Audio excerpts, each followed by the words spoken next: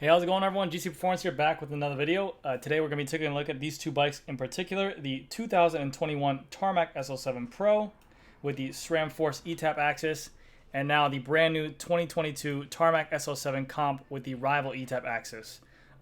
This bike was very sought after in the whole 2021 year. I still have some of those coming on into our store, so this is the reason why I'm doing a comparison video between these two. Now that there's another SRAM 12 by 2 Grupo out there, it's a bike with similar components, just a little bit heavier, but it's at a much more affordable price.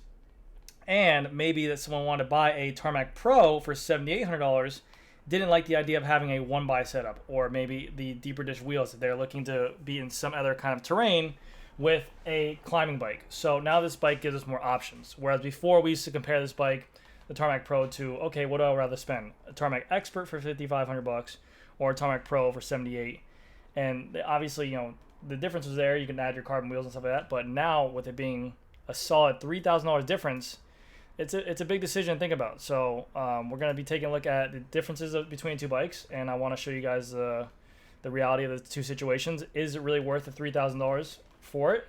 We'll take a look. So without further ado, let's get into it. And if you guys are still looking to get this color, because I know the Tarmac Pro in this white color was amazing, this will be available soon, hopefully in my store, and then hopefully in some other stores too. They're still fulfilling orders, so if you have one on order, just wait. We're getting some information on them as well. Yes, I brought back the hand camera because I have no idea. Sometimes I talk a lot with my hands, and I don't know what to do a lot with my hands.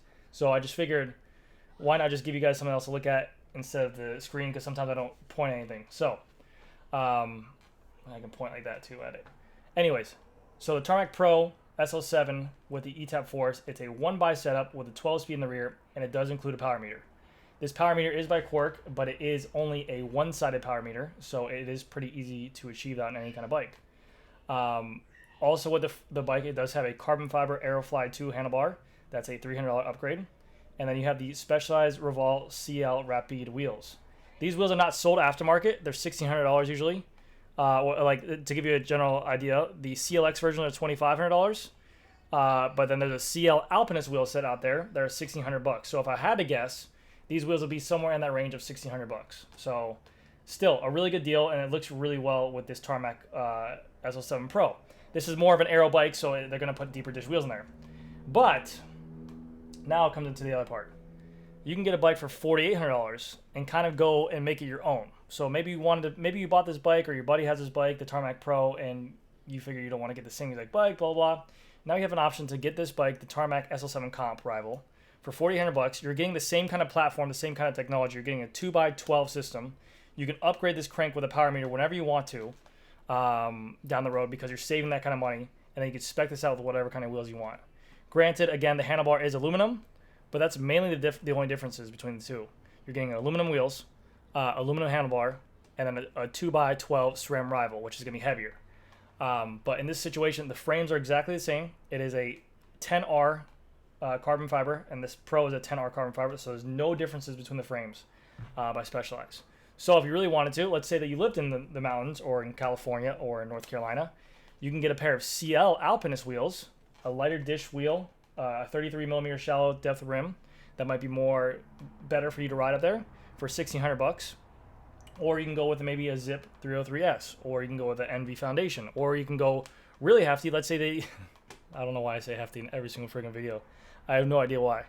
But you can maybe keep this aluminum bar if it doesn't bother you that much, and maybe really indulge on a nice wheel set. Maybe get a NV wheel set or a CLX wheel set, and get the rim depth that you want, the hub that you want, the customizations that you want to make this bike your own, and then just throw a power meter in there with that new little SRAM Rival center power meter Quark thing.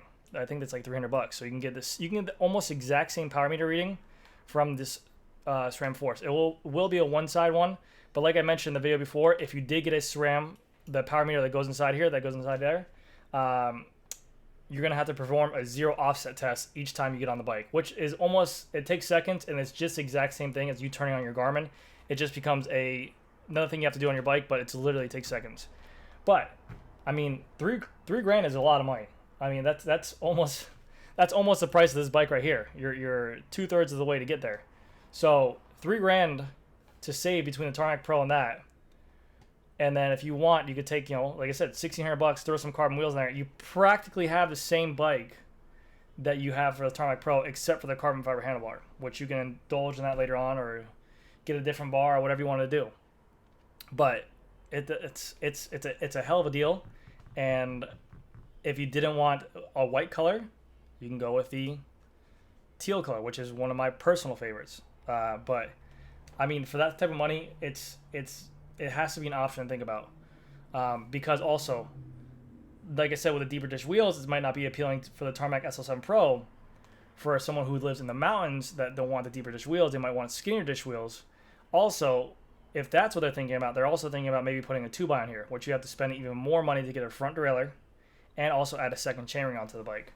So it becomes more money to that situation. The saddle on here is different for the Pro. I believe it's a Power Expert, whereas this is a Power Comp. All that means is titanium rails to chromoly rails.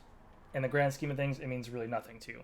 But yes, so keep that in mind. If you want a 2x12 climbing bike with some CL Alpinist wheels, you put in an extra 200, 600, 58. So you can get this bike for $6,400. Save yourself $1,000. Go on vacation. You know, take your significant other, your spouse, your whoever it is, your partner out there, and go on a vacation after you buy this bike to make them happy. That way they're not really mad at you because you splurged on a new bike. So keep that in mind. But it is a big plus. Or maybe you said, hey, I want to get this Tarmac SL7 Pro, but it's not it's not appealing because I want to run tubeless. Well, here you go. Now you can get yourself a pair of tubeless rims. So I know this is heavier. I know the SRAM Rival is heavier than the SRAM Force ETAP. But in terms of shiftability and quality, they're both very similar. Just I know that the SRAM Rival is a little bit heavier. So you can change out the cassette, make it lighter right there.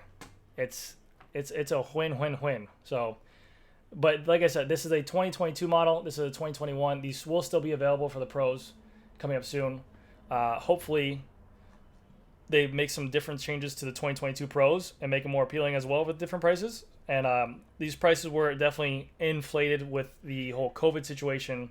There was taxes on top of there, shipping costs, stuff like that. So maybe in 2022 they get them under control. They make it around that 7K mark again, make it more appealing to the average consumer. Or they make it for $7,800 again and they just deck it out and make it very enticing for you to do. Either way, I just really want to show these two bikes side by side for you. That's pretty cool. But yeah, so let's go down here and just look at the specs real quick between the two of them. Drivetrain specs, blah, blah, frame set. That's okay, here we go. Frame set. And we'll do frame set right here. Frame set right here. This is the comp Tarmac SL7 Fact 10 Carbon. Rider first engineered, wind tunnel engineered, clean routing, threaded bottom bracket, 12x142 through axle flat mount disc. And for the Pro, on the other side, what do we got?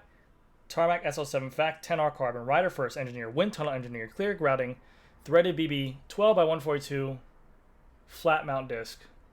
Yeah, same frame, same fork, same everything. So, I mean, that's just gonna do it for this video, guys. I mean, I hope you guys enjoy the video. I hope you guys like the talking points between the two of them. I have people still with this bike on order, the Tarmac Pro. This bike is definitely more set up for Florida, so they do like the deeper dish, but there are some options now. You got a lot of money between there to play with. $3,000, like I said, is 2/3 of this bike, of the comp. So we'll see what happens there. But yeah, I figured I'd just kind of show it to you guys if you guys didn't realize it. I was actually brought to it by a customer who was asking me the same situation because they were thinking about the Pro that I had coming in, and they go, well, what's the difference for $3K? And I was like, shoot, you could probably sell those wheels, get $200 for them, whatever you want to do, and be happy with it. But I mean, it's a lot of money to think about. So hopefully you guys enjoyed it. That'll do it for this video, guys, and I'll see you guys in the next one. Thank you. Bye.